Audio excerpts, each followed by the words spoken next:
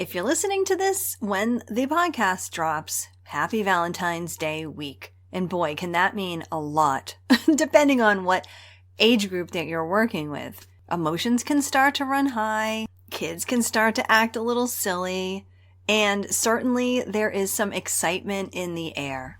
So this is a great excuse for us to talk about something that is so important in our classrooms and can be often overlooked, and that is peer-to-peer relationships.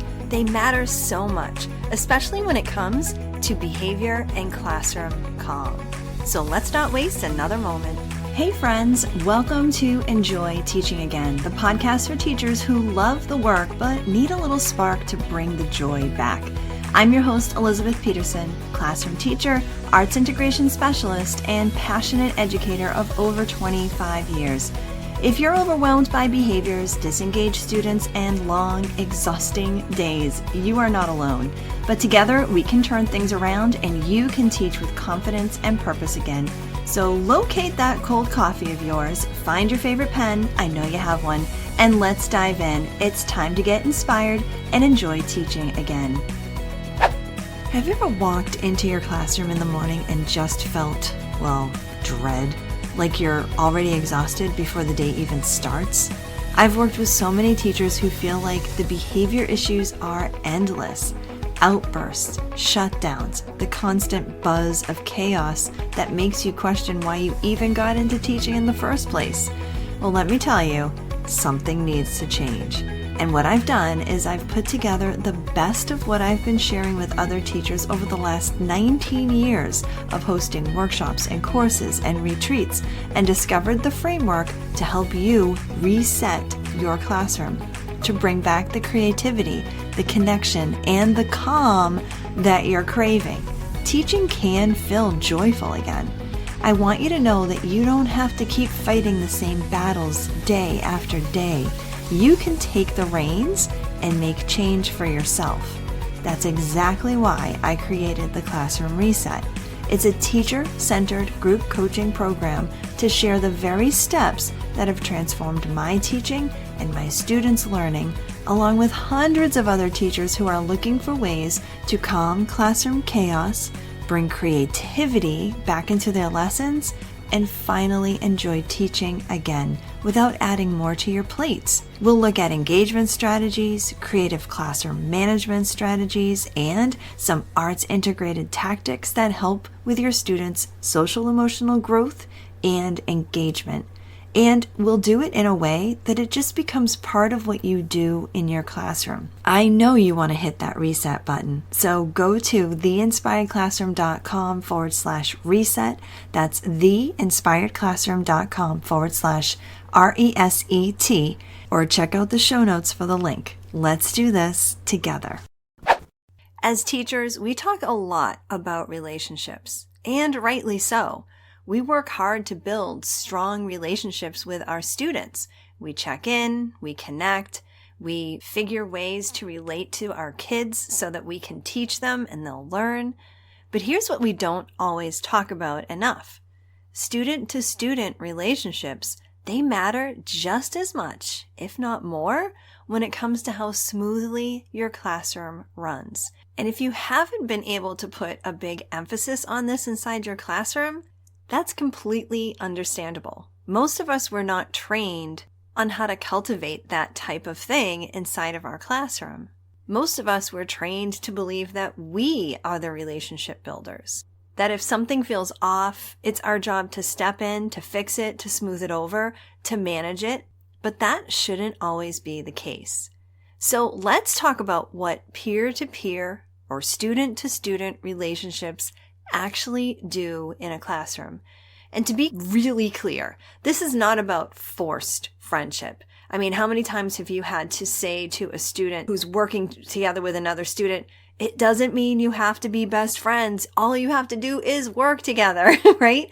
But the fact is that students need to learn how to work with classmates, even when they're not close. That is a life skill. In fact, just today, I switched all of my students' seats and I had to have a little bit of a chat about how sitting next to a different person is a totally natural thing, and you should be able to see this as an opportunity to maybe get to know one of your classmates a little bit better. Building up these peer-to-peer relationships gives students that basic sense of belonging with each other, and that can lead to less bickering, less social friction, less emotional tension, and let's hope less drama. Wouldn't it just be amazing for your students to just see their peers as equals?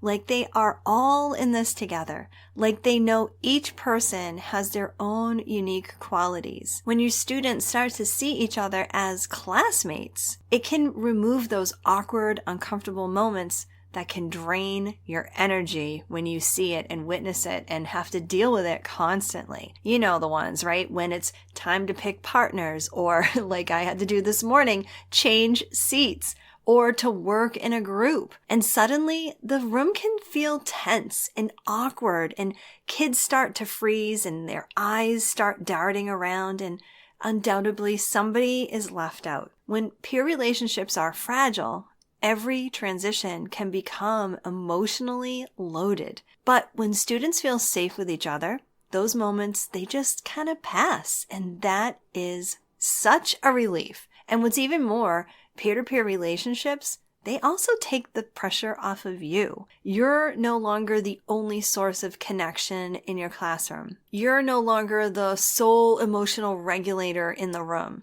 Students will begin to support each other. They can offer to help a struggling classmate with a math problem, or offer to help them log in when their Chromebook is acting funky. And what a moment that can be when two classmates who would never hang out outside of school are working together voluntarily inside of your classroom. And finally, and this was a big one, when students feel like they belong, not just to you, but to the whole group, they are more willing to take academic risks. They participate more. They're not afraid of making mistakes. They don't shut down as much because they understand not only will you support them, but their classmates will too. Belonging leads to learning. I've seen this play out in so many classrooms. I've worked with classes where the academic instruction was solid, the teacher obviously cared deeply, but the social dynamics were just constantly causing disruptions. Partner work was just awkward. Group projects were turning into like conflicts. Small comments that students would make, sometimes without thinking, would lead to really big reactions. And what stands out to me is this.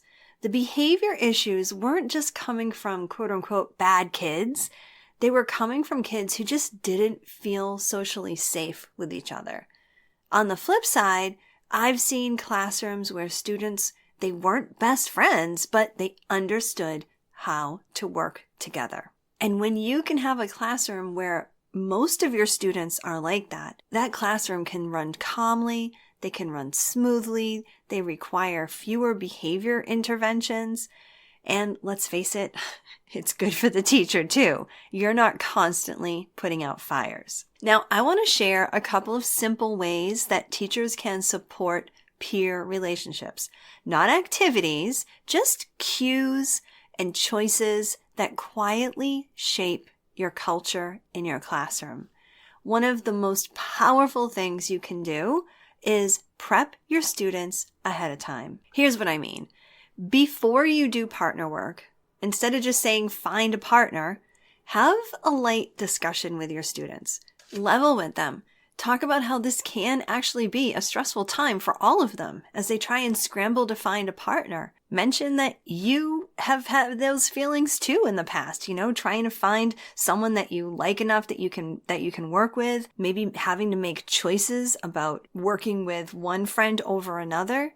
But also mention how every single person in the classroom deserves to have someone to work with, and let them know that you're going to be observing who are the kind students in the classroom who are going to really put in an effort to make sure that everybody in the classroom has someone to work with. You might even say something like, I'll be watching you. I'm going to watch to make sure everyone is being polite and kind as they pick classmates to work with. That one sentence, that's going to matter. And sometimes I'll even say, that if there's anyone who doesn't want to pick partners, they can come to me and I will actually help them. In my classroom, we also have a very important shared expectation. If a student notices someone without a partner, they can just go walk over to them and say, hey, come join us. And we actually practice saying that. And I kind of have my arm out and I kind of scoop it around like I'm inviting someone to come join. And we'll all say in a sing-songy way, hey, come join us. And then what happens? I see some students actually trying that out. And it's really, really great. And then if I notice it, I make eye contact with them. I give them a pat on the back, a quick word of praise, because that is really an important thing and an important skill for our students to be able to understand how to do. Another small thing to consider is being flexible with the numbers that you need to have in each group. If the exact number of a group doesn't truly matter, consider it loosening that expectation so that other kids can easily be included. When we're a little bit more lenient, we remove some of that pressure. And I speak from experience because I used to be like, nope, figure it out. I said 3 people to a group. If it's not working, find another way to make it work. And someone in the group needs to move and then I'd just walk away. But I've learned that in some situations, I need to really guide my students a little bit more in how to be caring and compassionate to their classmates. So maybe you find that same thing in your room. Let's face it, there are always going to be those kids who are just on the edges, socially, emotionally. Maybe they're shy or awkward or not as advanced as other kids. Maybe they get in trouble or they're just a little different, right? But when we model how to be kind and inviting to others in the classroom, we can set such a good example for our kids. And this is the perfect opportunity to wrangle in a couple of those students who have their heart in the right place.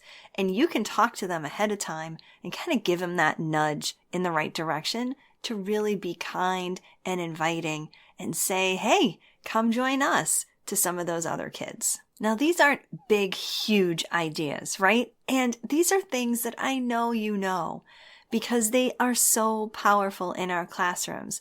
And sometimes it's these little things that can kind of be forgotten. I find myself reminding myself a lot in terms of, how important it is to kind of set the stage before I ask students to get into partners or to small groups. And when I do, the whole process of finding a partner, getting into groups is just a lot more calm.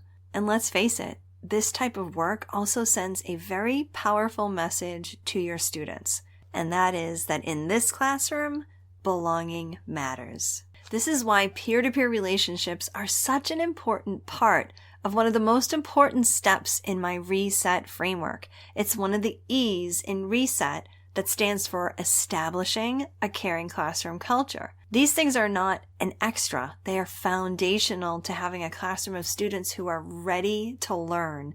When students feel connected to each other, behavior improves even before it becomes a problem. Not because the kids are perfect, but because the environment that we create for them supports them. Now, if you're listening and thinking, I like what you're saying, Elizabeth, this makes some sense to me, I want you to know this is exactly the kind of work that we focus on inside the Classroom Reset, which is my 6-month reset experience. We look at peer-to-peer relationships not as something to simply fix in the moment, but as something to build over time and as a way to build a caring classroom culture that leads to better behavior overall. And that's just one part of the entire framework. We look at creative engagement strategies that bring your content to life, social emotional skills that help students to just be ready to learn, and ways for you to grow as the caring, creative professional that I know you are. You know what else I know? I know you don't need a new initiative. you need a reset. And you can learn more about the Classroom Reset by going to theinspiredclassroom.com/reset. It would be so great to have you join.